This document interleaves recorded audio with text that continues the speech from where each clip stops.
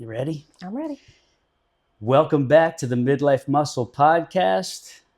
I'm Joey Atlas, and today's great guest is Ruby Ogaz-Corliss. Yep. Did I get that? Mm-hmm. All right. So if you've been tuning in on video, you'll notice whole new setup. It's a little rough right now. I got some fine tuning to do, but you're going to get the main gist by seeing what we got set up here in one of the rooms of the new location townhouse in Atlantic Beach, Florida. And it's been about maybe 2 months since I last recorded an episode, which was in Dallas when I went to visit the area for the fulfillment center that ships out the Brain Belly Body Elixir Mixer. And you saw me record the episode at the gym that I was going to with the owner of the gym, Michael Johansson.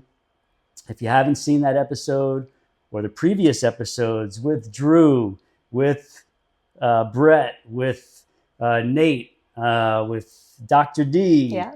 Catherine. You saw Drew's. I did see Drew's. Right. Yeah, I did. I saw Brett's. Right. Yep. Nice. Yeah. So go back and watch those.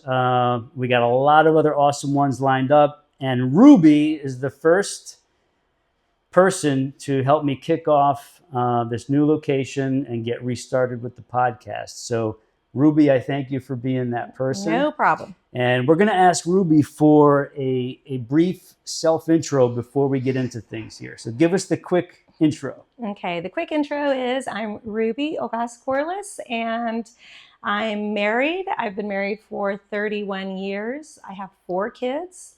I have 3 boys and a daughter, and a daughter-in-law, and a new grandbaby, 2 months old. Oh, nice. So yeah, Awesome. A lot. And I have 5 dogs. I used to have 6, but 1 passed. And so we're down to 5 dogs. And it's a busy household. And, you know.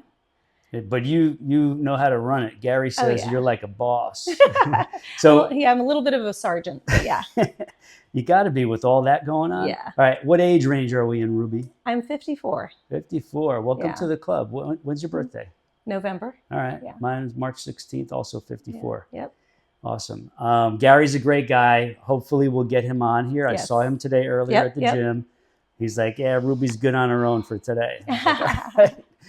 So speaking of dogs, those of you who are listening on video, because we're on all the audio feeds for podcast hosts, come check us out on video because we got a new co-host, I guess we could say. Yes. His name is Yanko. He's a 9-month-old American bulldog. He's beautiful. I brought into my life. Thank you, Ruby. And he loves chilling out wherever I am. He wants to be nearby, unless my daughter's home, and he likes to go hang out with her for a little while before he comes back to me. But he's here on the set, just resting up, recharging for tonight's big walk that we're going to take after dinner. Nice. So come check us out on video. All you have to do is go to MIDLIFEMUSCLEPodcast.com. That's the shortcut link to the YouTube podcast channel that has all the videos on there that you can subscribe to, watch the old ones, and be subscribed for the new ones coming up, including today's with Ruby. All right, so that was an awesome brief self-intro, right on the money. I appreciate it. So let's go back to your childhood. Where were you born, and how did that all start? I was born in the West Texas town of El Paso. Okay. On the border of Mexico and the U.S. Juarez was the sister city, and it was a great place to grow up. Nice. It's very unique. It's a valley nestled in the mountains, and it's a desert, you know. So that was what, 1970 or 69? Yeah, yes. So I was born at the end of 69. Okay. Yeah. Awesome. So, So how long were you in Texas before you made your way out to I was Jacksonville? 23. So I've been out of Texas longer than I've lived in Texas. Okay. Yeah. So basically lived in Jacksonville for about 6 months, and then we got transferred to Minneapolis, Minnesota. We were there for 2 years and a half. Yeah, you and Gary? Yeah. Okay. Gary and I were transferred basically stayed there during 2 very cold winters, and we had our first child there, Chase, and then got transferred to Dallas, Texas. Okay. And we were there for 2.5 years.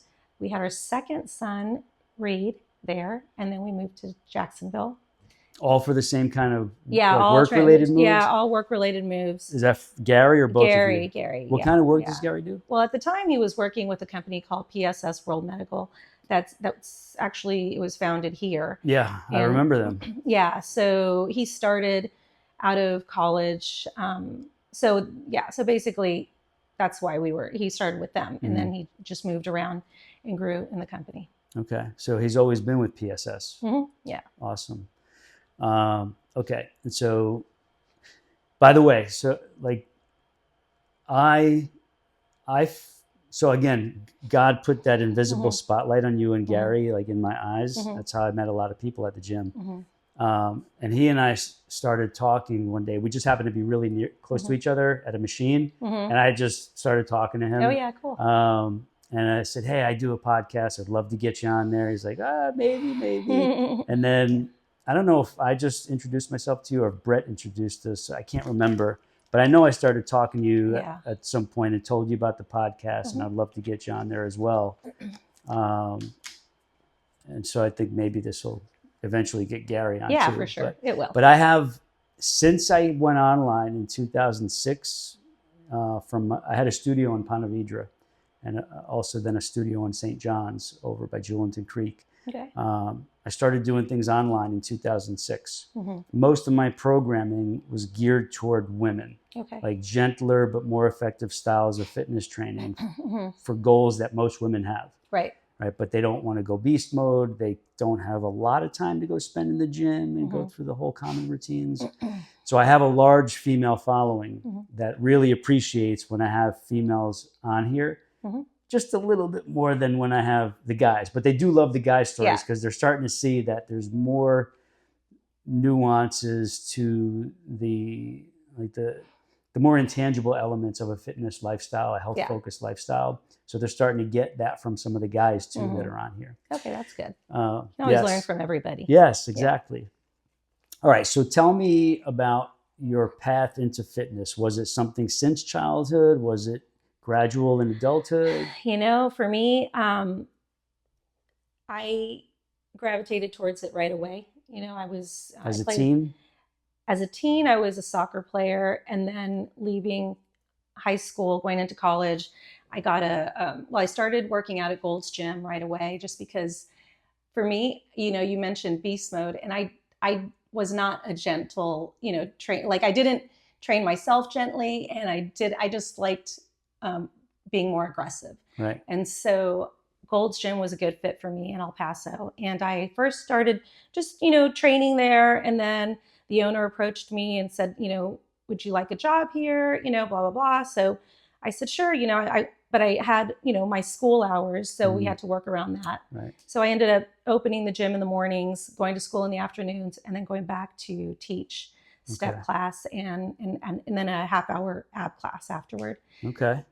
So that was like, what, 30 years ago? Yeah. Okay. Yeah. So around the time I was 19, I would say I started. Okay. And anyways, I just always loved it. I also knew that I knew myself, and I knew that I was the type that woke up in the morning a little on edge, and I needed to burn that edge off. I get it. Yeah, I was a little intense, still am. Right. And so I needed a way I was a runner too. So I also ran track. So basically I knew I could just go run. Yeah. But I wanted something more than that. Even though the runner's high, there's nothing like it. Yeah. I definitely love that. But I started to train at the gym on my own. I never hired a trainer just because I was already, at the time, Rachel McClish was really popular. Right. And I used to buy Muscle Magazine all the time, every month. Right. And I was very much into all of that and very much into just the women's physique and which was very different back then as compared to now. Very different. My word. But Rachel McClish was super muscular at the time. Yes, she was, relatively speaking, for that era. Yes. She was muscular, but compared to now, we would consider her super feminine. It would be physique. It would be more like a what would you call it? Like a oh gosh, it wouldn't be Figure? more like figure, Yeah. I would say. Yeah, like bikini figure. Right. But yeah, for me, I was really impressed. I was, I really admired her, and I appreciated the look of strength in a woman for sure. I'm the fifth of 5 girls, and and my mom's a very strong woman. Not that she worked out, but just mentally, as far as a mom goes. Right. So, anyways, long story short, I started going to the gym, started training, just loved it, learned a lot from meeting other people at the gym, and reading Muscle magazine. Right. Yeah. Okay. So now, when did you and Gary meet? Around the time that, I was 20 when I met him, and he was transferred with his company from Miami he was in Hialeah, and they transferred him to El Paso to open up a branch. Is that how you guys met? Yeah, we opened, basically, when he was transferred to El Paso, he and a couple of guys that were working in the same office wanted to go out that night. And so they ended up going to, like the university clubs that were in that area. Right. And so I was out that night with a couple of my sisters. Right. And that's how we met, At a club. Yeah, at a club. Awesome. Yeah. Who broke the ice? I did, actually. Did you? Yeah. I'm very, I love it. I'm not the type to sit back, Right. And so there was a song on, and so I just started talking, and that's it. That's awesome. Okay. So you guys meet, you're around 20. How old's Gary? Oh, at the time, 25. Okay. So he's got a couple years on you. Mm-hmm. Okay. Was he into the fitness stuff back then too? Was he? I think he was, like he did wrestling in high school. I think by the time I met him, he was very engrossed in his career and didn't have the time, so he didn't get back into the gym until later on. Okay. Yeah, but he was building. Oh, I remember. He did mention this a few weeks ago to me. He's like, there was a long period where I wasn't doing any of this. Yeah, exactly. I think you were part of the catalyst that actually got him in, if I remember what he said right. Yeah. That's good. Yeah, basically. Awesome. But yeah, so for me, it was, with all the moves and the babies, I always managed a way to, whether it was running or, just doing my own thing. If we weren't at say, for example, we had a gym in Minnesota, but it was the kind of gyms they have there. It's like you go there for the entire day. And so it's not necessarily like a muscle gym. It's more, they have everything there. Full service. Yeah, because of the fact that it snows 9 months out of the year. Right. So you need somewhere to be and somewhere to go, So we had a gym membership like that, but it wasn't like what I have now, you know. And then in Dallas, we were in a very new area that didn't have anything that great. Which area of Dallas was that? So at the time, Flower Mound was just beginning. Okay. So the nearest decent gym would have been in Plano. So honestly, I just took my kid in a stroller and jogged everywhere. Right. Or walked. Yeah. That's where my fulfillment company is for my supplement in Plano. Oh, really? Yeah. Yeah, Plano is a great place. It is. I really like it. So I went to visit them. We had some video footage to shoot. And I stayed in Allen, which was really nice. Yeah. And I went and visited, it's like some farm to table restaurants up toward McKinney and Farm Fairview. Okay. Really nice area. Yeah. It has everything. Plano's, even back then it had everything. Right. Yeah. You could tell, there's some really, really old areas, but there's a lot of rejuvenation going on and rebuilding, which is nice to see. Yeah. And the way they do it is really well thought out. You can tell. Agree. Yeah. Dallas, it was easy to get around. Even where there was construction, it was still easy to get around and navigate. And that was a good trip. Okay. So what, in your words, obviously, what fuels you to keep training now? For me, it's always been a personal challenge with myself. It's always been, for me, honestly, at the beginning, like I said, I would wake up with this edge. And I learned quickly that when I trained, I would get all the endorphins that I needed. I would get the adrenaline, I'd get the dopamine, I'd get all the good feels. Right. And then I'd also feel a sense of peace after I left. Yeah. I was like, okay, Right. I'm good now. Mm-hmm. And I mean, I always back then used to say, it's what they put in a little pill for people. If, people go seek mental health, they get it in the form of a pill. But for me, I was aware of the fact that my body produces what I need. I just have to access it. Right.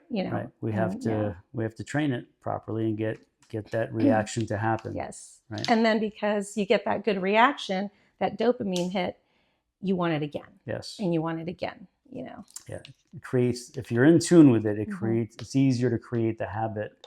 Like, why wouldn't I do this if I'm getting all this goodness out of it? Yes. And that's just, like kind of more on the surface. Like, I know you guys are intelligent enough to know the health benefits of everything we're doing. Sure.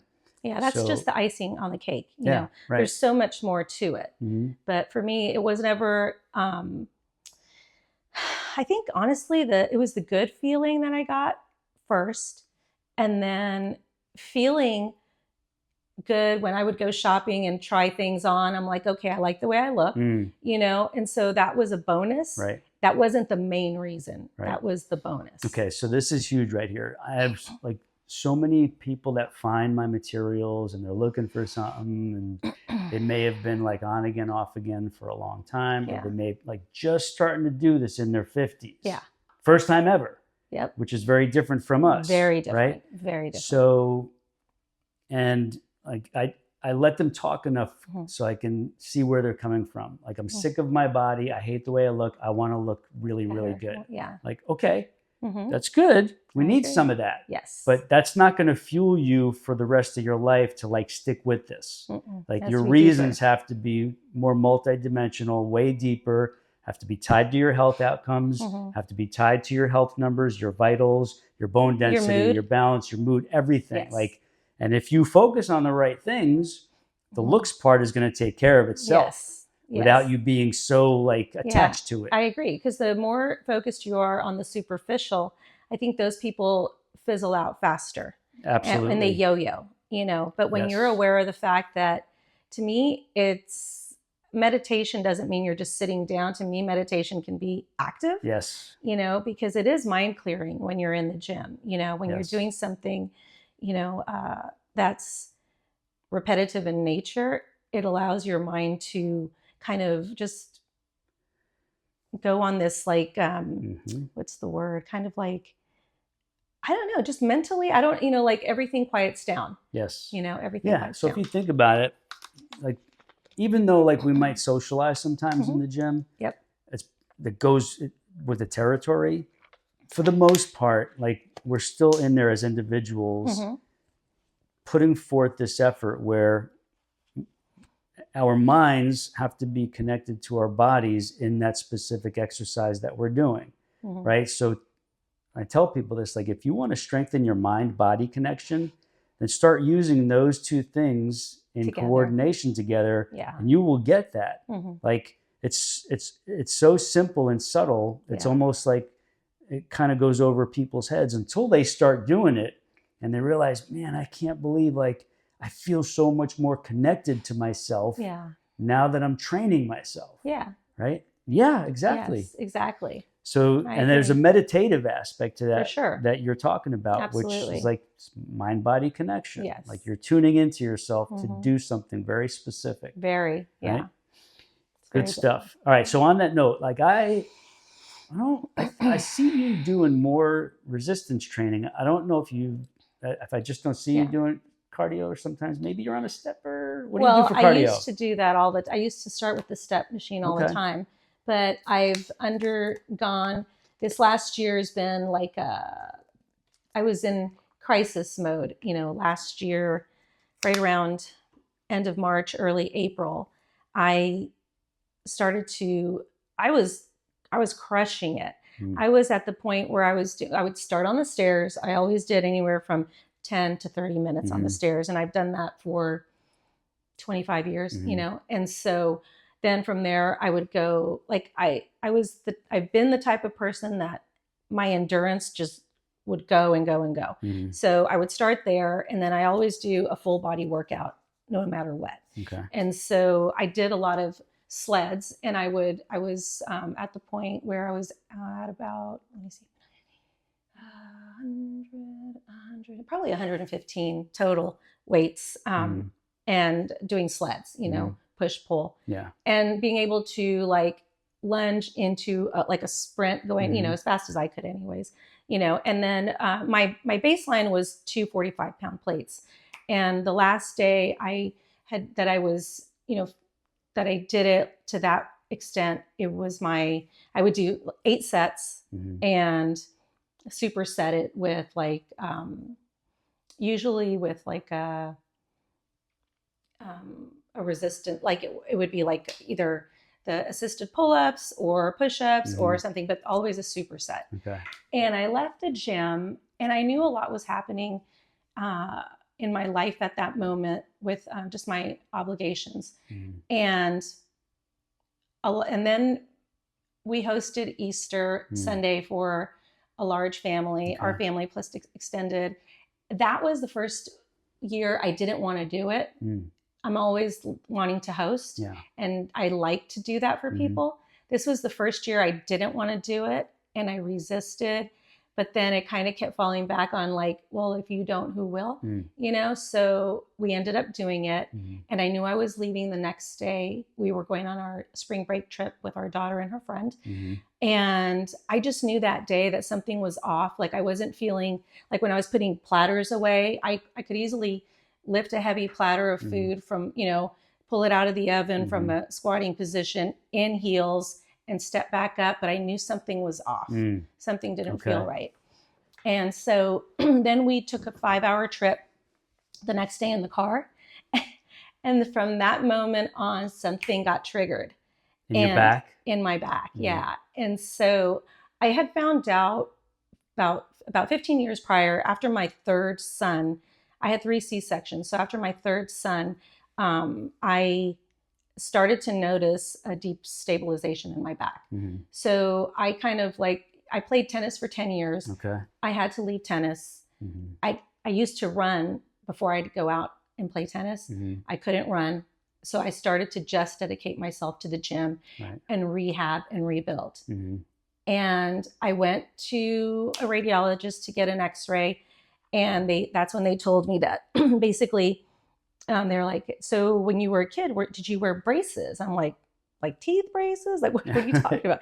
They're like, no, leg braces. And I said, no, never. And they said, well, you probably should have. You would have benefited from it, because that's when I found out I was born with 2 malformed hips.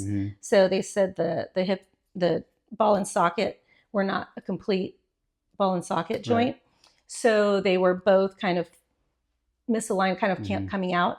And I knew that on my left side, because I always felt like it was dislocated, and I'd have to have somebody pull or felt unstable. Yeah, it always felt weird.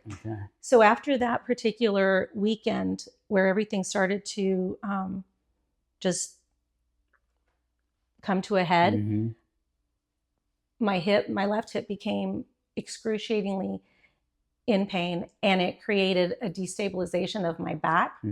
So by the time I got back to Jacksonville, I was really having trouble. Is this recent? It was a year in this April. Okay. It was a year. Right. So now I just did sleds. Yes. Monday. Right. Yeah. Today's Tuesday. So I just did sleds again. I had started slowly incorporating sleds again. And so I'm not doing it every week, because I'm having to give my body more recovery time for sleds. And so anyways, long story short, I ended up with not only a pinched sciatic nerve that I've dealt with pretty much my whole adult life, but the femoral nerve as well. And I don't know if you've ever had a pinched femoral nerve, but it is worse than a sciatic nerve. It's excruciating. And so was it pinched from a disc, bulging disc, or in the hip? Yeah. So what happened was, because even when I went to JOI, I had never had cortisone shots ever, but this was to the point where I needed it just to walk. So you end up going to JOI with all this stuff happening, which is Jacksonville Orthopedic Institute. Yes. That was last spring, early summer. Yes. And I'm assuming you did some physical therapy too. Like, what No, was the treatment a little regimen? bit, but I mostly did my own physical therapy at the gym. Okay. That's what I prefer to do. So basically, they treated those two nerves, and and then that Treated was them with cortisone? with cortisone. Yeah, I went ahead and got the 2 shots, right? And it was a series where it was like I got actually it was 3 shots. I got 1 shot 1 week, and then 2 weeks later I'd get another one. 2 weeks later I'd get another one, and then that was it. And so then after that, they basically said I needed to think about getting my left hip replaced ASAP. So I kind of went around and I thought about it. I'm like, let me see, how this is going to go, because up until now I haven't needed that. This is just a weird situation right now. But even when I went in for the shots, one of the surgeons there was, waiting, and he's waiting for me when they called me, and I walked up and he says, so what the hell is going on with your back? Because you're not our standard patient. Right. And I just told him, I said, I think it all derives from my hip. I think the fact that they're unstable, it's destabilized my lower back. And he literally said, he goes, you might not be wrong. He says, that sounds plausible. So anyways, moving forward, Jo, after I did seek some other, I went to go see other doctors to get some more information and seek their opinion. Sure, smart. So, and then JOI couldn't, once I saw that things were getting worse, and I was really having to then, at this point, I had to decide how much can I do in this 24-hour period. And I had to space out like my steps, right, really, in order to be able to do the full day, right, because it was debilitating, to the point of level 10 pain. Yeah, understood. So, and I couldn't get any more shots if I was going to have the surgery. Right. You can't do that. Right. So, but the interesting thing during all of this is that it allowed me to, like, the thing that I spent so much time focusing on, the gym that was, I used to go 5-6 days a week for years and years and years, and I'd overtrain for years and years and years. I felt like something, like my body was finally making me just stop. And it was telling me, you need to slow down. Right. Because we're not the same age anymore. And you do want to, ease into your life. You got to shift gears, because I'm just the type of person that I like to do a lot of things. Yep. And when I'm doing it, I like to feel it. Right. And when I mean by feel it, it's gotta, I either gotta be pouring sweat, or I gotta just, you're exerting yourself. Yeah. So you were used to training really hard, like you spoke of earlier, beast mode in the earlier years, really pushing it, which almost as a benefit to people who have not started until midlife. Yeah. Some of them really avoided that kind of hard pushing on their body in the early years, provided they start in the right place at midlife and do the right thing, right? Exactly. So what changes? So I'm assuming you've avoided hip surgery. No, I had it done. You did? I did. Really? Okay, so let's talk about that. Yeah, so no, I did. So basically in November, JOI could not get me in until March with my surgeon. And this past March or March previous? March previous. Okay. So so they wouldn't, I'm sorry. This past March, they would not have been able to get me in until March of 2024. Okay. And that was going to be too many months away from me. So as it turns out, my daughter-in-law is a PA with an orthopedic center in Tampa. Okay. So when I was at JOI, literally in the exam room, I texted her right away and I said, guess what? They can't take me at all until March. I said, is there any way I can get an appointment with you, in your clinic? And she says, absolutely. Now, by that point, I had already seen one of her surgeons that she works with. So you were familiar with them then? Yes. All right. I had already visited. It's called Alexander Orthopedics. Okay. And so I had already met with Dr. Alexander. He worked on a procedure that was more of like a there's anterior, there's Mm-hmm. posterior, and then this one, the one that he designed on himself, he has this patent on Mm-hmm. it. It's a side entry. Mm-hmm. And so anyways, I wanted to now meet with the other surgeon in her clinic where she Mm-hmm. works. And Dr. Datillo is the one that I wanted to see for the anterior. Mm-hmm. And so after talking to him, so within days, I drove down to Tampa and went to see that doctor, and I really liked him, and I liked everything he said about the procedure. It was it was going to be a full total hip replacement. So Datillo was part of Alexander's practice, Yes. but they have different approaches Yes. to doing their hip Yes. replacements. Yes. Okay. And so did they let you decide which one you wanted, or did they Yeah. both say this might be the better choice They let for you? me or choose. They let me choose. ultimately it was the same replacement, just a different way of doing it. Okay. Yeah. So the reason why I wanted the anterior is right now the anterior is picking up speed is the best way to do it, Mhm. because it's the one that has the least amount of restrictions. Okay. And, and he told me, he said, I'm not worried about your recovery because you've been in shape. Right. You've taken care of yourself. You're not overweight.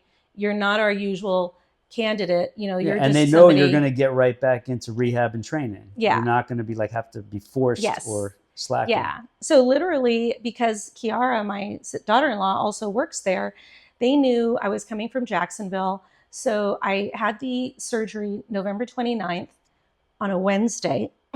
Gary and I drove out there. We stayed with my son and daughter-in-law. And on Friday, 2 days later, we drove back to Jack's. And that was Friday. Saturday, I knew I was learning how to put body weight on it again and trust it. So I got on my bike and I rode my bike around the neighborhood and decided that was going to be the start of my recovery. Right. Bike riding was no problem. And did they leave that up to you, or did they put some guidelines together? They just said, go with your gut, because they did not believe that, basically they were going to set me up with, physical therapy, but their paperwork hadn't gone through and I was already on a bike, 3 Right. days later. So I did speak to my surgeon, and he said, if you're on a bike on Saturday and you had the surgery on Wednesday, he said, you're already past what they're going to do for you at physical therapy. Agreed. So he said, just keep doing what you're doing. Mhm. You know your body. So all I did was I accessed YouTube, Right. hip therapy, hip recovery, Yes. So basically I did that, and I just did in the morning, I'd wake up, I had help, with Gary was there, Gary and my daughter, Amanda. They knew that they had to help me with all the dogs, because Right. the one Oh, thing, yeah. the one thing my surgeon said was, you need to not do all the things that you're doing at Right. home, because it's a lot of bending over, and there's certain movements you cannot do Right. because it involves all the picking up and bending over Yeah. and that kind of stuff. And I have big dogs and little dogs. Right. So, anyways, long story short, Gary and Amanda took over for me, and they were amazing. I mean, they were so helpful, helpful. And really, all they said was, you're supposed to recover. So, in the mornings, I would, come downstairs, have my coffee, start, my YouTube physical therapy. I'd have, a couple of things to start doing, and I would just do it in my kitchen right there. Right. And then It's all body weight, bands maybe. Yeah, not yet, but Right. at the beginning, it's literally just It's body weight movements. learning how to squat again, Right. and just because you're trying to now remind your body that, okay, I'm not injured anymore. Now I'm recovering, but your body is still acting like you're injured. Right. And I don't know if you know how that feels. Oh, yeah. Everything I've been tightens there. around you. I've been there. Everything tightens around that joint. It's It's awful, like from your muscles to your ligaments to your the tendons, nerves get all your fascia. whack. Yeah. Everything. Yeah. So unwinding that Right. was, Process. yes. But it also makes you appreciate a properly functioning body too, and that's also fuel for continuing on the journey. Yes.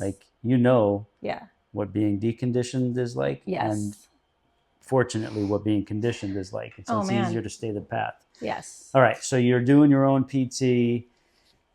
The hip replacement was a success. You said just this past Monday, yesterday, you did your sleds. Yeah, there's a third time I've done sleds since my surgery in Okay. November 29th. Yeah. All right. And so how's everything going overall? Okay, 6 months out, I feel like I'm doing a lot better. So it's been 6 months, right? Yeah, okay. exactly. Since the hip replacement. Right. So now I feel like, so when I'm doing sleds, what I've noted, okay, I feel like my strength is not bad. Mm-hmm. My endurance right now is what's lacking. Mm-hmm. My cardio is what I have to get back on Mm-hmm. track. So I'm going to start doing some stairs again. I just have to kind of balance everything out a little bit more because I'm so prone to overdoing things. Understood. That you have to be careful. I'm trying to be really mindful. Right. Yeah. Right. Yeah. Be more in tune with how much is enough. Mm-hmm. How much recovery time is this going to take? Because I don't want my body to think it's injured if I overdo. Right. You know. So if somebody asks you, how does it feel right now? How does your hip feel? Like, does it feel normal? Do you have any awkward times? I do. I have awkward times. I feel like, I feel pretty much normal, mm-hmm. except that there's still an awareness mm-hmm. that part of my body is still, on the mend. And they told me it would take a full year. Oh yeah. So when do you feel some strangeness or? Oh gosh. Is it like random? Is it after training? It can be mostly the day after training, I would say, because things, so here's the thing. Obviously, when you train, you're going to have your, first 2 days of muscle recovery mm-hmm. because that's when everything feels tight, right? And worked. So now my brain has to make the distinction between, okay, is this just regular muscle recovery mm-hmm. or is this tightness from an injury? Mm-hmm. Because they kind of feel the same. Right. They don't feel that different. Right. Except that the muscle recovery, it's like there's a buildup of lactic acid and you're going to come out of it and you're going to, I don't know how to explain it. Yeah, understood. You having been training your whole life, though, probably are more in tune with, that's a little bit of that. Mm-hmm. This is a little bit of this. And you can discern where you're at on a day-to-day basis. And I try to do that better now. Right. Just because. Yeah, we're always learning ourselves. Yeah. I've had my fair share of bulging discs. Yes. And they're all a learning process. All of that. Yeah. Yeah. And it puts us more in tune with ourselves as we go through those and learn and recover and then start training again or going beyond the rehab stuff. Oh yeah. My back on an MRI still looks completely jacked up. Really? But I don't, my mind didn't know that before until they told me that. Right. And now I'm going back to the point where my mind has also forgotten that, because I'm doing a lot of, have you ever seen that feet up? It's for yoga and it has that opening for your head. So you do a head, like your head is in it and you have your shoulders on the pad and your, mm-hmm. Your feet are up. Yeah. Yeah. So I would do all of that at home, but then as things were getting worse, I had to be careful because my back was so messed up. Mm-hmm. But now I'm back to doing, the back bends and all the yoga movements on that feet up. It's called feet up. Yeah. Right. But anyways, it's hard to explain. It's basically a chair with a hole in the middle for your head. I've seen it. Yeah. Yeah. So as a side note, I don't know how deep I got into my background, but mm-hmm. I do have a master's degree in exercise physiology. I've been training all kinds of people since I was literally like a teenager. Okay.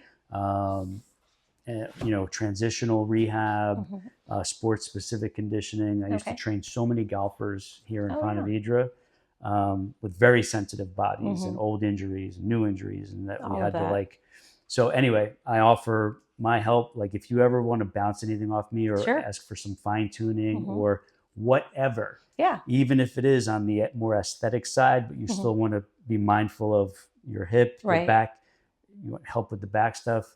Mm-hmm.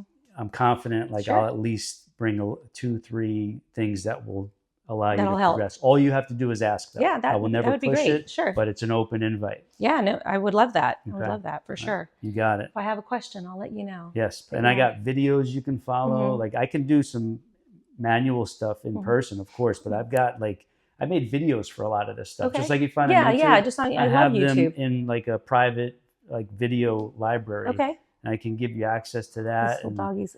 I'm trying to put my foot somewhere, but you put he's it like on him; he right- likes it. I'm like, Yeah. okay. I'm like, Yeah. you're right in my He's way, good. bud. Yanko, come here, buddy. I know you like hanging out near Ruby. But Here, I need you to slide there over we a go. little bit. Perfect. Good boy. That's a good boy, spot good right there. boy, Yes, good boy. thank you, thank you. He's gonna lay on you. It's He okay. loves laying It's across okay if the he feet. lays on me. I just need All right. somewhere to put my foot. Good boy. Yeah. So so that's an open invite. Yeah, for sure. Thank whether you. it's like a single tip or question, or like you want some help with a region of your body, Yep. or you want to like, what else can I do for my back here? Like I've Yeah. been doing this myself, Yeah. pulling videos YouTube. What do you Yeah. got for me? Yeah. Open invite. All right. Yeah, I'm definitely feeling more stable and stronger. So I'm Good. very, very grateful for that. Yeah. You know, and Understood. you know, like I said, between my body talking to me and God, you know, telling me, you know, it's just a matter of, you know, listening. Really, Yes. it's just a matter of listening. Yes. Yeah. We're gonna get to the God stuff too soon. So nutrition framework. Give me a quick breakdown of your nutrition approach framework. Quick. It's been all over the board. It's been all over. I mean, All right. So like, is it safe to assume that you guys get your fair share of veggies and salads For and sure. fruits and healthy proteins? Yeah. Okay. yeah. I mean, I don't do so much the salads because I like actual vegetables Right. more, you know, Okay. but I've done everything. I mean, I went through a period of doing the whole meal prep and eating every 2.5 hours and going to the gym 6 days a week. I did all that, you know, for a very long time. And now I'm in a totally different mode. Mm-hmm. But what we primarily eat is white meat, Mhm. you know, fish for me. Right.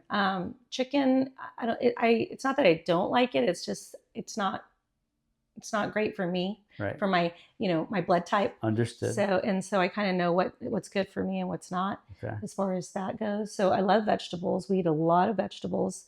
If it's going to be any form of like, I like all green vegetables. I Mhm. like all colorful vegetables, every color of pepper, Mm-hmm. red, white, yellow, onions, garlic, squash, yellow, You like to cook, green. I'm I love to assuming. cook. Yeah. Yeah. Okay. And I do a lot of chopping Mhm. of vegetable medleys. I love butternut squash. Oh, We yeah. love baked sweet potatoes. We Right. like to You guys eat fruits? do those on the grill. Yeah, a lot of watermelon. That's Right. my favorite. This time of It's- year is awesome. Yeah, it's for high it. in antioxidants. Oh, yeah. It's really good for you. A lot of good stuff. I like grapes. Mhm. I like oranges. We have some really fruitful orange trees. So yeah. Where do you guys so live? We live in Glenkernan. Okay. Yeah. Yeah. All right. Cool. Yeah. So you got your own orange trees. Oh, yeah. Awesome. I would love to try some if Yeah, possible. no, they're really good.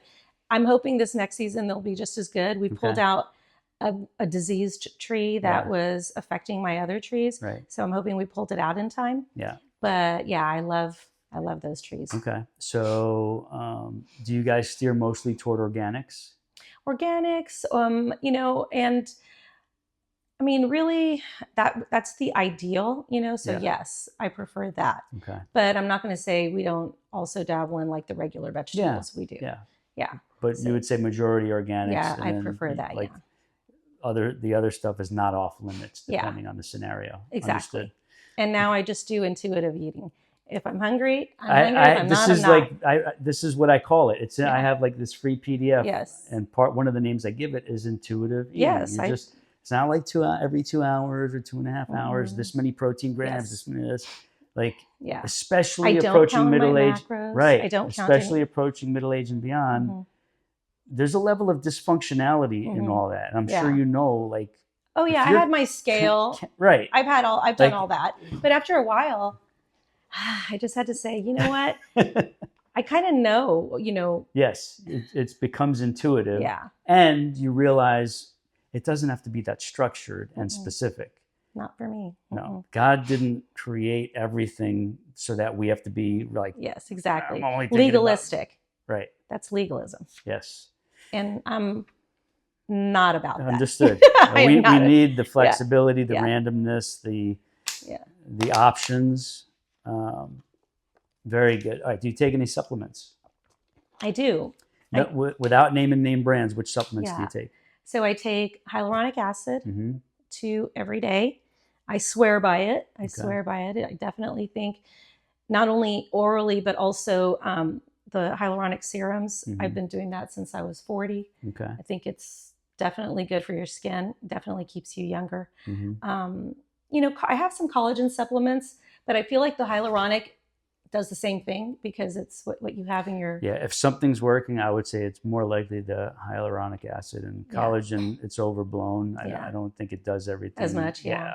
I kind of felt the same way, but I don't know. Yeah. I mean, it's great marketing behind it, but it's like, and it might work for some people. I just feel like I can definitely... If somebody's not getting enough protein, mm-hmm.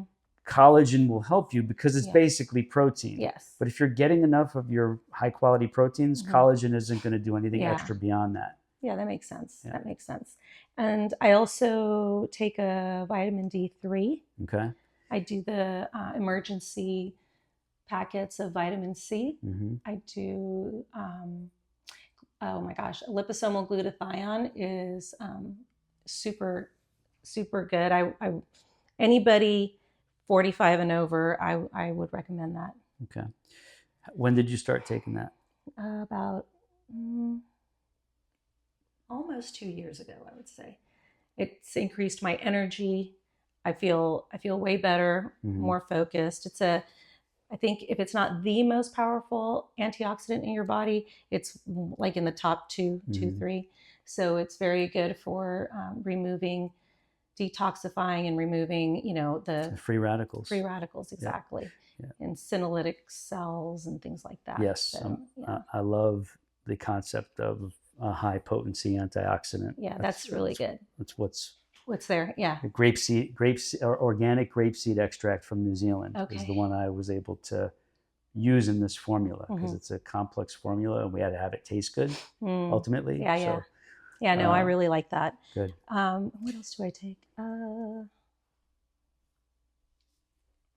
Multivitamin, mineral? No, I mean, no, that's it. Those are my vitamins. Those are the biggies, right? Those are the biggies. That every now and then when I remember, I'll take those. What is it? Gimbo. Yeah, you can throw those out. Whatever they're called. I know what you're talking about. Yeah. I have one of those, but I don't always remember to take it, and so I just stick with these. Ginkgo biloba. That one, you could toss it. Okay. You're like, it's great marketing. Like that's been around so long. I can't believe it's still around. I just can't believe it's still around. But because, I mean, I have like aunts who like ask about it. I'm like, nah. You're like. Great. There's a great story behind it, and that's really what sells it. That must be it. But that's what it is. It's a great story. I don't even know if the story is true. Jeez, I'll have to look it up. Anyway, all right. So that's good info. All right. How often do you get your annual health exams? Do you get them annually? Or when was the last one? My last one's probably 2 years ago. I went to the Mayo Clinic for a, full blood work, all that. Yeah, I get my blood work done all the time. So I just had my blood work done the last 2 weeks. Yeah. So, when you say all the time, every 6 months, once a year, like your maybe every 6 months, like cholesterol, all of that, glucose, everything, triglycerides, everything. Yeah. So at least once or twice a year. At least, yeah. And so I'm assuming Gary does the same thing. Mm-hmm, he does too. So you guys keep an eye on your vitals on a regular basis. Yeah, the blood work for sure. Mm-hmm. And they're all good. Mm-hmm. Yep, all good, very good. Okay. And I mean, this is one of the things I teach when I'm doing like private remote coaching. Mm-hmm. I hardly do anything in person anymore. Mm-hmm. Most of it's long distance, because I run this company and I run my online video membership. That's how I help people. But every now and again, somebody I know how, I got your materials for eating. I got all your videos to follow, but I need a coach for my mind. Yeah. How to make this my lifestyle and make it natural. Yes. So one of the main things I have people understand is you really need to be conscious of your numbers that are on the inside. Yeah. I haven't gotten it done in 6 or 7 years. You're 53 years old. this should be done every year at least, Mm-hmm. because you need to know your baseline numbers. Because if something changes, how do you know what to compare it to? Yeah. Like, Yeah, no, it makes right? sense. And so, like, oh no, I get it now. And some people don't do it because they realize, if I do it, then I'm going to know my numbers, and I'm going to have to like do take something action. about it. Right. Yeah. So it's like, that's why we're Yes, doing this. that's why you're doing I it. want you to Yeah. know your numbers. I want you to feel like you have to do something, I because agree. that's how you're going to continually do something. Yes. Yeah. Right. Super Fair. important. That's fair. For a lot of us, it's natural. Mhm. For a lot of people who still need to learn how to make this a regular lifestyle, they need to like have that revelation that, oh yeah, I should know my numbers. Like, Yeah. I'm smart. I'm intelligent. I should Mhm. know my vitals. Yeah. No, yeah. I actually used to not, because I guess it hadn't become a thing, Right. you know, for Right. me. Yeah. But now I'm like, yeah, I'll go get it done. I don't have a problem with it now. Awesome. All right. This is good stuff here. So we covered that. We covered a lot of stuff. One of the questions is, have you ever had a big setback? We covered that big time Mhm. with this Yes, hip and I back have. thing. Love it. All right. So are there any specific improvements besides like continuing your rehab and progression beyond that? Are there any specific improvements you'd like to make with your health, fitness, your body, anything? Yeah, I mean, for me right now, I need to bring my cardio back to where it was, Mm-hmm. because I was in a really good, You were happy where it was. advanced level. I mean, Right. it was really, really good, because I could get my heart rate up very high Mm-hmm. and bring it right back down. And Right. it didn't matter that I was beyond the numbers that'll, Yeah, you it know, would that- still recover quickly. really quick. Mhm. Yeah. So I didn't have a problem with that. And to the point where, I mean, I had to wear a heart monitor a couple of Mhm. years ago, Wow. because I started to pass out, and I didn't really, that had never happened. Mm. And so Gary was one that was like, oh my God, you've got to go to the Mayo Clinic. And I'm Right. like, yeah. I mean, that at that point I was like, okay, because it was so weird, Mhm. because I mean, I trained my whole life. Yeah. So that was just a weird fluke. So sure enough, I went into the Mayo Clinic. They did every single test. Mm. They measured my arteries, the inside, Right. and even the the lining of the Mhm. artery. They measured that. Right. They measured the width. They measured everything, and they measured all the chambers and blah blah blah. And then they sent me home with a heart monitor. So I would be at the gym. So I had to wear it for a week, and I Yeah. was, whether I was at the gym or Mhm. at home doing stuff or going out, on the weekends. And so they monitored everything, and then I had to go back in for them to give me, the read up, Mhm. basically. And they basically, what they found out was that I was born with the hole in my heart that Mm. I was never aware of. Mhm. And they were curious as to how I didn't know that. And I'm Right. like, nobody's ever brought it to my attention. And they're like, And you never had an episode. No, I said, I've always had trouble, like I have asthma. So I've always Yeah. had trouble breathing, especially when I start training. Right. But I always attributed that to just one of my idiosyncrasies. Mhm. I didn't think it was anything other than that. But they said it could have a lot to do with the hole in my heart. And so basically, after after I had to wear that monitor, they asked me a gazillion questions like, Mm. okay, what were you doing when your heart rate was up here and you brought it Mhm. back down? I said, I was probably on the stairs, or I was Right, probably right. doing sleds, or, and they're like, okay. And they basically just said, keep doing what you're doing. We're Right. not going to suggest surgery right now, Right. because, you've done this maintenance without realizing you had a problem. Right. So it's kept you from having a problem, Right. because they said you could have had an enlarged heart, or the opening could have enlarged, Mhm. And so they said you have neither, so just keep doing what you're doing. Right. So for me now, the concern is because physically I couldn't do cardio for a year. Right. And the most cardio I could do was a bike ride or a walk, but Right. that doesn't elevate your heart rate like these other things do. Not what you were used to. Yeah. And I Right. used to do tons of jump squats, tons Right. and tons in between, Mhm. every set, everything. And so if I can get back to that, Mhm. that's what I need to continue to make sure my heart is healthy. Right. Okay. Anything else you want to improve specifically, or is that the main thing? I mean, right now, as far as physical things go, yeah, that's the main thing. Okay. It's a good one. Contextually speaking, that's probably the It's number the only one. thing that keeps you alive. Right. Right. So yeah, Okay. I figure Right. if I take care of that, everything else will continue to Mhm. take care of itself. Yes. Good stuff. All right. So I got the sense you guys are people of faith, intuitively, but then Brett said, yeah, Ruby gave me the Jesus Calling book. I was like, Yeah. okay. Do you have that? I do. Yeah. I typically like, so did you watch the interview with Drew to the end where I talked about like Yeah, I my did. journey from traditional Yes, Roman yes. Catholicism away I from told that? you it was really similar when I sent you that message. Okay. Yeah, similar to what I experienced. Go ahead. So so in my journey back to having that direct relationship with Christ, I developed my own way of going to church. Not that I won't go to a church, but I understand. like there's more to what you do every day in your own practice.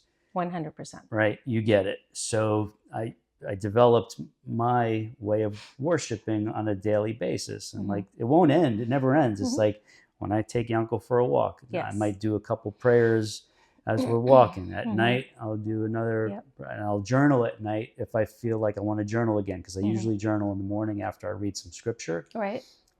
Sometimes it's at night. I just like get inspired and I want to like put it down put on forth paper. more gratitude, ideas that the Lord inspires me with.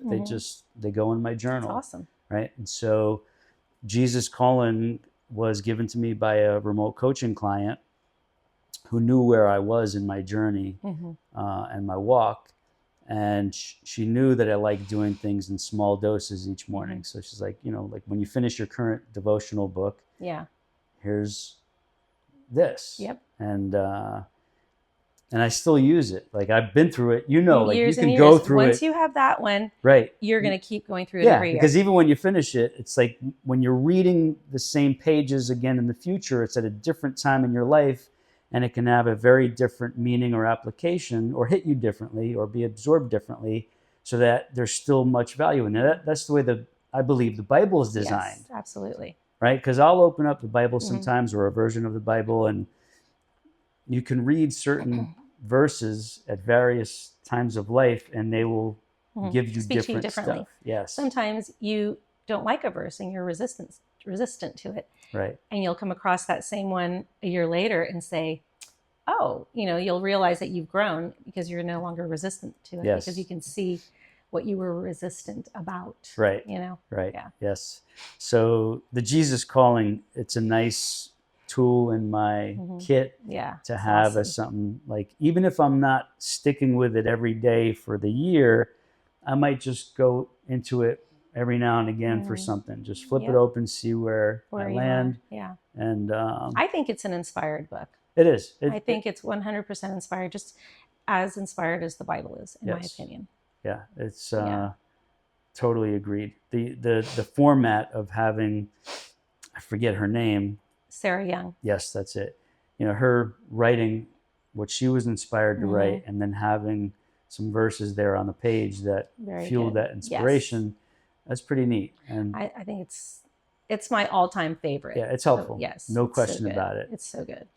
Yeah, I usually buy 5 at a time, and over the years, you know, I mean, I buy them, you know, some years they go faster, and some years they go slower. Right. But when they're gone, I go and purchase more. Right. And I've given them out over the years to many, many, many people. Do you give them out to people who are already on the walk of faith, or somebody who you feel might need to have like a trigger? Yes, I do both. Okay. Yes. Love it. The people that need the trigger, I think, resent me for it. Resent you for putting them on the path, or trying to put them on the path? Like, why are you giving me this? You know? But I figure it's okay. I mean, if they choose not to open it, right, it's hopefully they don't get rid of it. Hopefully they keep it. Right. And one day they'll open it. And maybe there's something that pushes them to look at it and say, you know what, maybe I should take a look at that. Yeah. So yeah, that's us doing our part. We're supposed to spread the word. right? Yeah, And yeah. hopefully enough people are open Fishermen to. of men. Yes, Yes. we're just trying to help you, Yeah, exactly. right? I totally in a agree. very gentle way. I totally agree. Love that. So Yeah. Brett was one of your people that you gave one to. Yeah. Awesome. Yeah. So Yeah. good. Yeah. Yeah. No, it's been. I gave it to my neighbor across the street. She's a very good friend of mine, and this year I just gave it to her. This year, and she was already on the path, Mm-hmm. and but she had like a a number of questions because she wants to be baptized, but even though she wasn't a practicing, she didn't come from a practicing Jewish family. Mm-hmm. She came from a secular Jewish family, and her mom was, I'm not really sure what her mom believed in, but she had told me that her mom was like, off in another direction, like different stuff. And so she didn't want to hurt her parents. And so I gave her that book, and she basically had told me recently that that's really been just like a big godsend to her. And she is going to get baptized. She did talk to her parents. At first her mom, was sad, but then through talking, the mom understood, and now everything's okay. Awesome. And she's going to get baptized, Love it. and she wants me to be there at her baptism, but she wants to keep it really small. Yeah. She says, because I don't want it to be, I'm not inviting everybody. It's just a small thing, Right. And she should have you there because you had a little part to play, or maybe a big part. That's awesome. And my neighbor next door. So the three of us, because we all moved in at the same time. Right. So yeah, that's a whole other story. My neighbor next door, she and I became friends because we had boys early on in elementary school at the same time. Her oldest boy and my youngest boy. Anyways, long story short, over the years, I would help her a lot with her, what was going on in her life at the time. Right. And I would always text her, just heartfelt prayers, about the situation. Years go by, and she texts me one day and says, "Hey, would you start a Bible study?" And I said, "Oh, funny you're asking me this, because I bought Bible study books, but to see what I would ever use, which one would I use to ever start one?" And the word Bible study to me has, for a lot of people, the wrong connotation. Yes, agreed. And so I said, yeah, I'll start it, invite whoever you want. I'll invite who I want, and so I went to Lifeway. It was still open at the time. Okay. And I walked in, I was like, okay, God, I know you're going to direct me towards the right one. And I picked up different ones and would flip through the pages, and I'm like, not that one, not that one.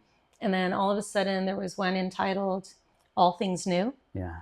And I grabbed it. I'm like, this is it. That's and awesome. I just felt it so much because,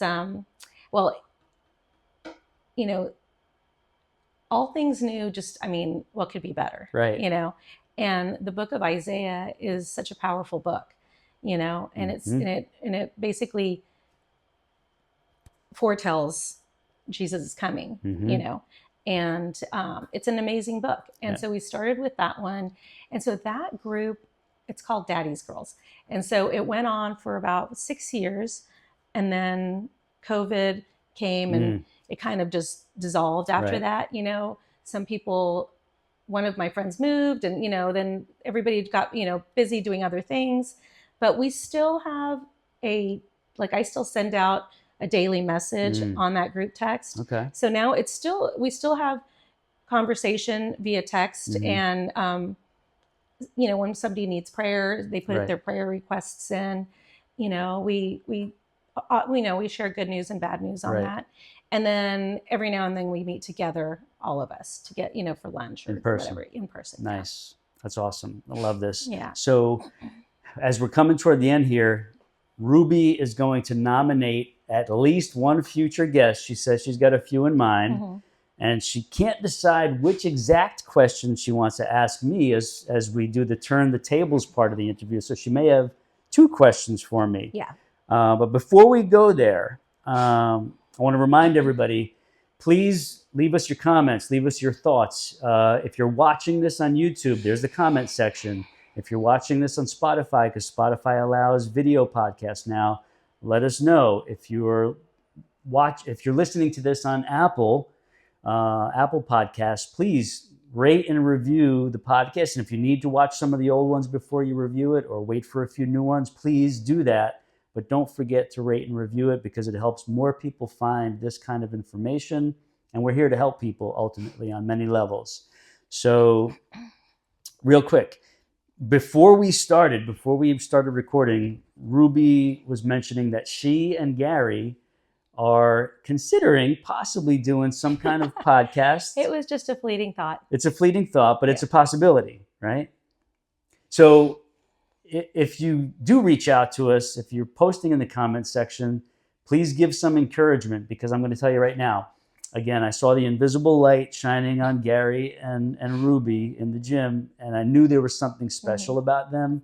Like I could tell the bond they had together, the support they had for each other, the love is obvious. I was like, that's a great couple right there. Like, and I can tell you guys have good stuff to bring the world. You guys have busy, full lives, but you're still like making the good stuff happen. And I know if you guys were to start putting this out there, it will only benefit the world.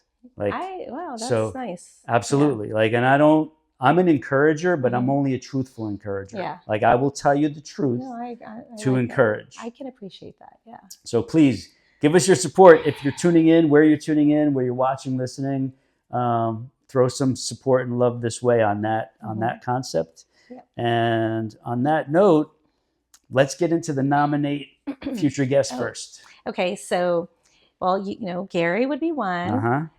Have you interviewed Kari Walsh? I have not. Kari? That's a great idea. She and I go way back. Yeah. Really? Yeah. Yeah. Okay. Yeah. Because I've known, well, so I used to be, I'm part of the old crew. Okay. So from Body Shop Gym on. Right. And so I've known Kari. She used to be my babysitter. Really? For my older boys. I love her and Chris. Yes. They're great people. Yeah. Like I could tell there's a genuine goodness in them. Oh, yes. She's a very special person. So yeah. All right. Kari and Sarah Malcolm. All right. So Sarah and I have spoken about getting her on. I'm trying to think. Did somebody? She's another.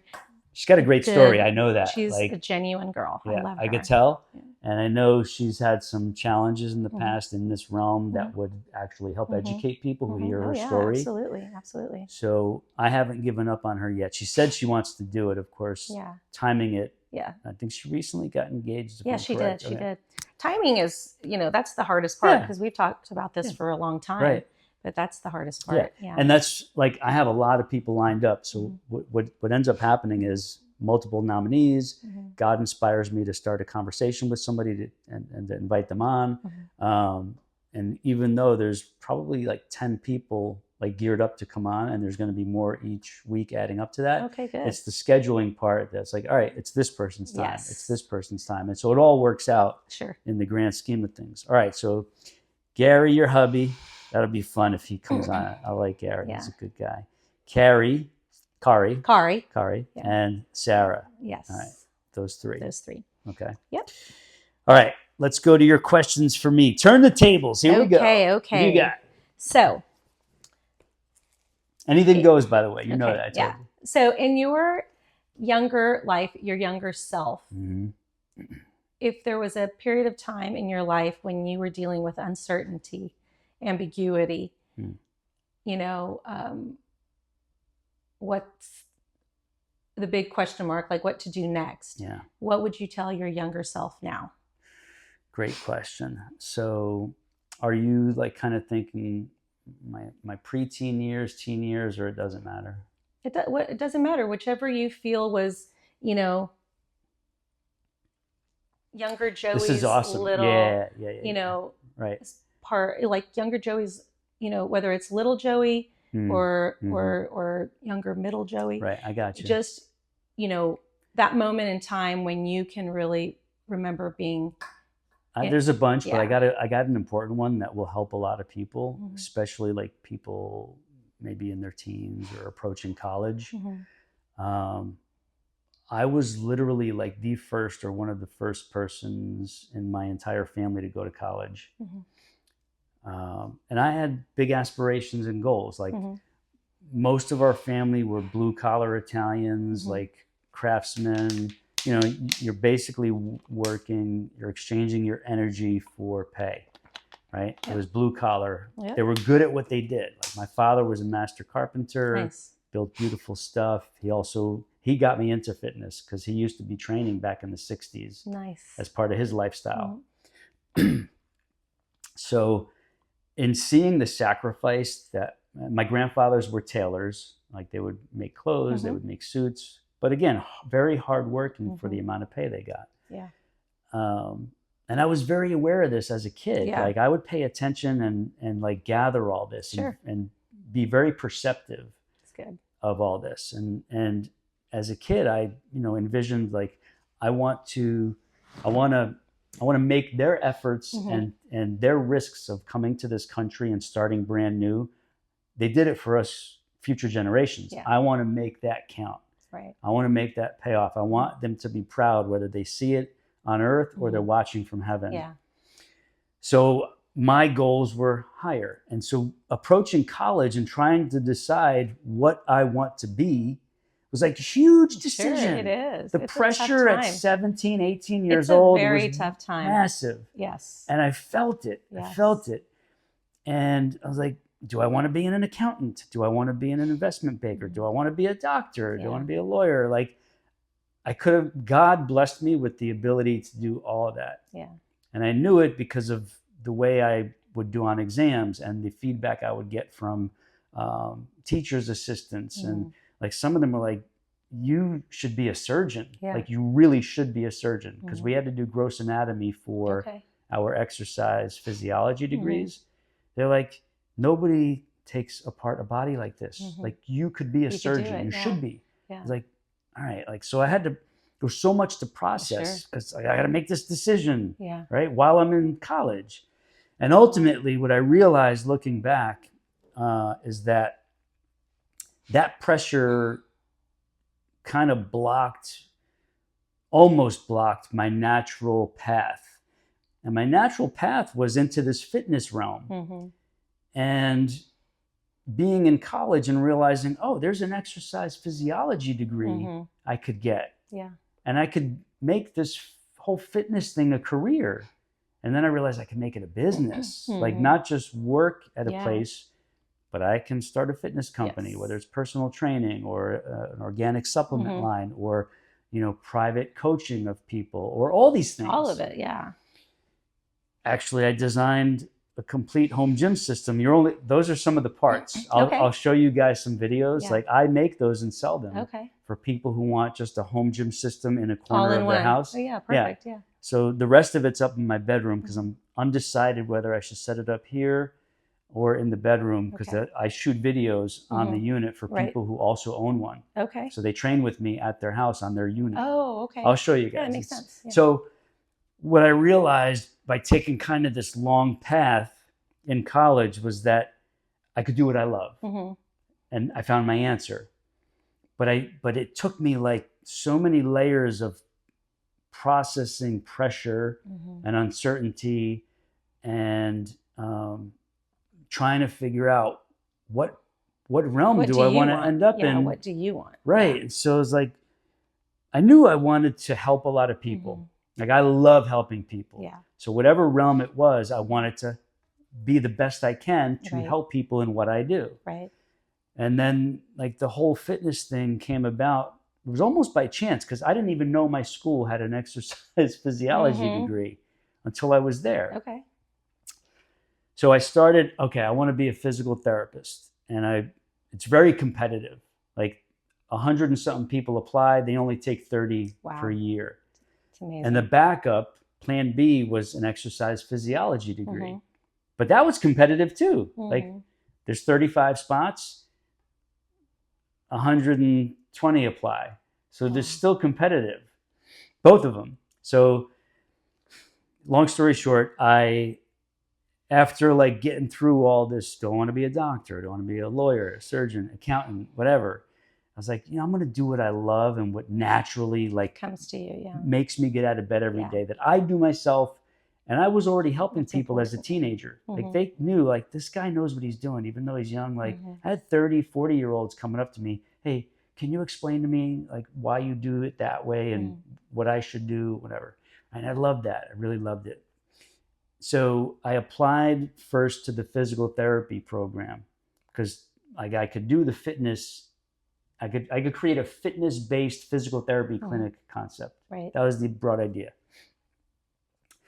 So PT, they take 30, I think it was 30 or 32 people out of the 100 who usually apply.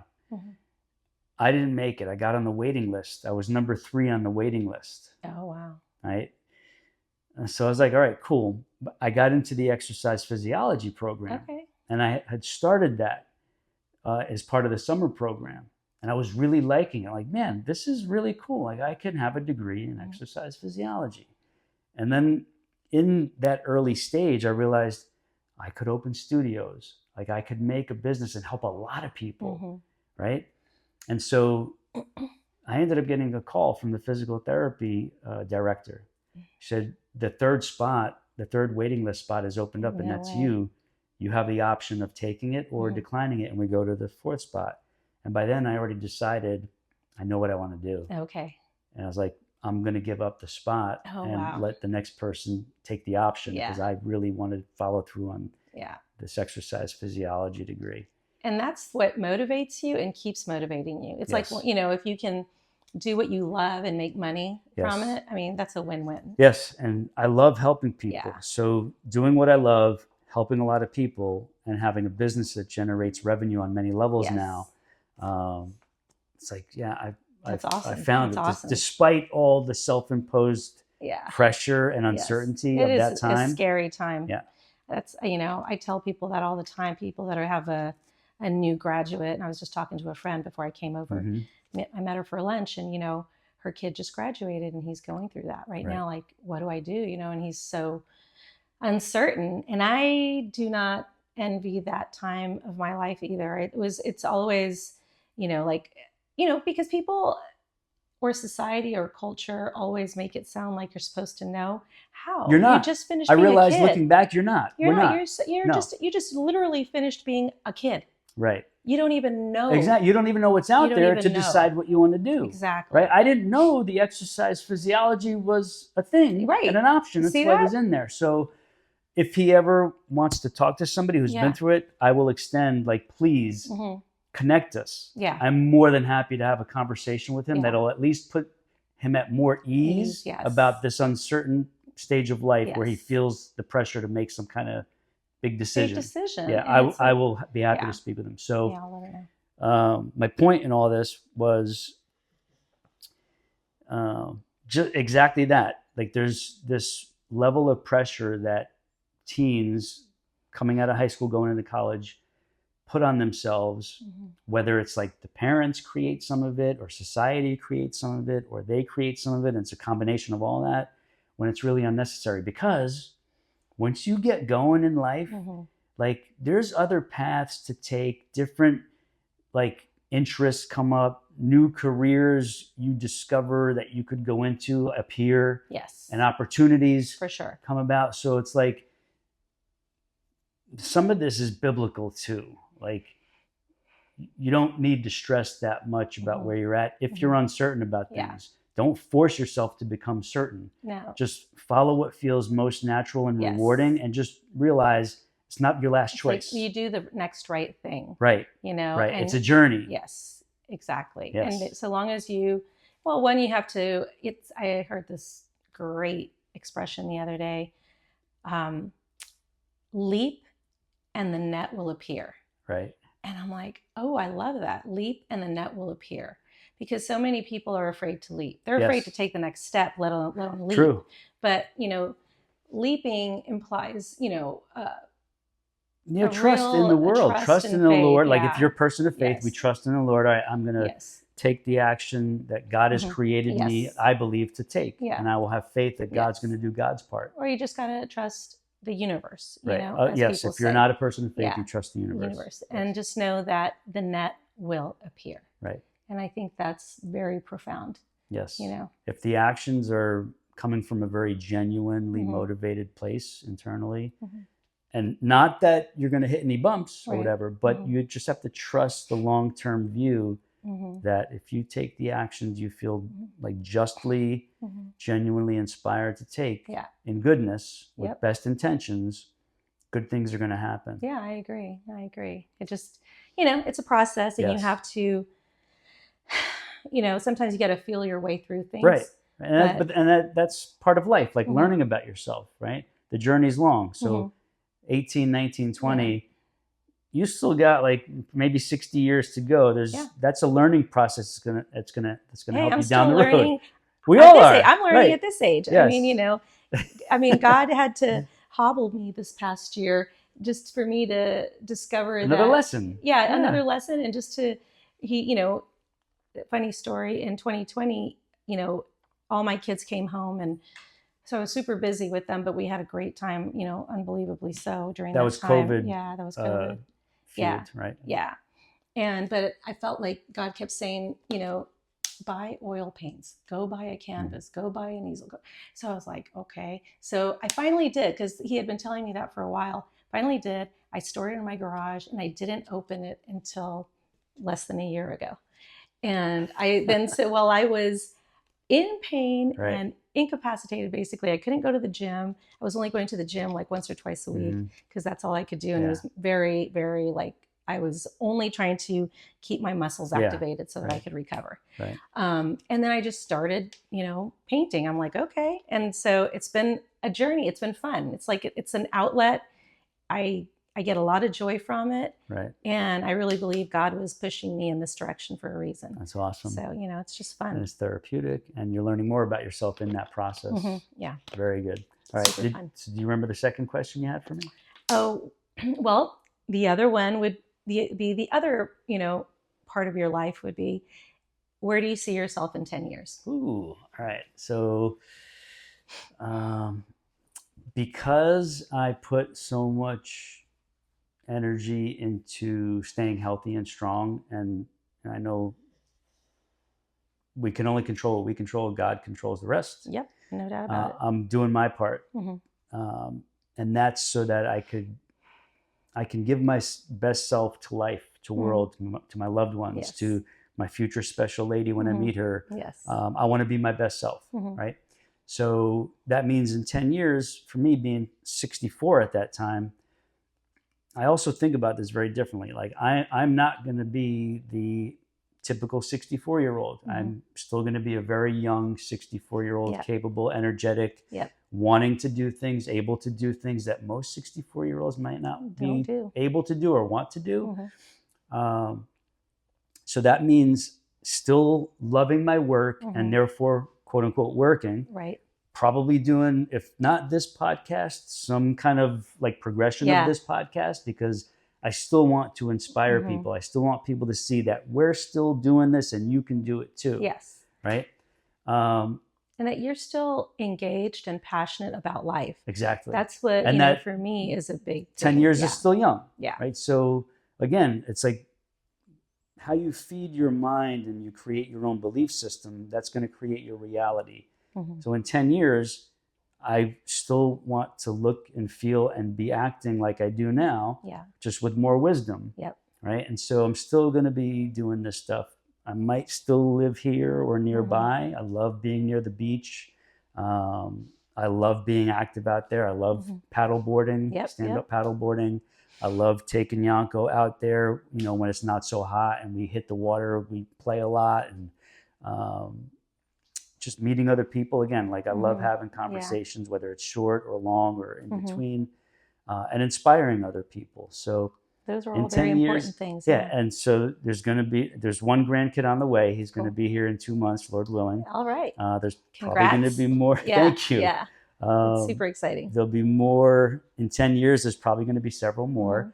I want to be my best and strongest example for them, to be able to give them my one-on-one time. Yes. But also have them see like, oh, G-Pops, that's my name that we're trying to like give the grandkids for me. Yeah, that's my dad, G-Pop. Is it? Oh, that's so good. Yeah. Like he takes care of himself. He eats pretty well, Yes. but he does like his pizzas and ice creams and that Yes. stuff. But for the most Yes. part, he feeds Yeah. his body and brain good Yes. stuff. Yep. So that's what I see myself doing in 10 years. That's Still good. working, still being active, Mhm. being my best for my loved ones, Mhm. and setting the example Good. for them in all It's aspects of important. life. It's important. Good question. Yeah, it's important. Well, good. Thank you. I'm glad. Yeah. Good stuff. Very good, actually. Ruby, thank you so much. Is there anything else you want to add or like sign off with before we wrap this up? I don't. I mean, other than wherever you are in life, enjoy it, live it. It's not. There's a lot of people out there that aren't as lucky as you are and don't have as much to offer. Never think that you're not enough. You're more than enough. Right. And you're capable of more, and your potential is higher than you think it is. Absolutely. But you got to go after it. Yes. Good Yeah, stuff. yes. All right. So as we wrap up here again, if you're listening to this on audio, you will want to come check out all the awesome people and see them on video. So all you got to do for that is midlifemusclepodcast.com. That takes you to the YouTube channel where the video versions are hosted. Subscribe. Let us know you're watching. Drop some love in the comment section. You might, I don't know about the camera angle, but you'll see Yanko somewhere in there. Maybe next week we'll change the angle and get him in more. But he's good today. He was great. He's great. He was cutie. classic. This is the Very first sweet trial of this, and Very he sweet did all puppy. right. He is recharging for later. I will tell you that. I'm sure. All right, That's so awesome. that's it for now. We'll see you All in the right. next episode. Peace and much love to you.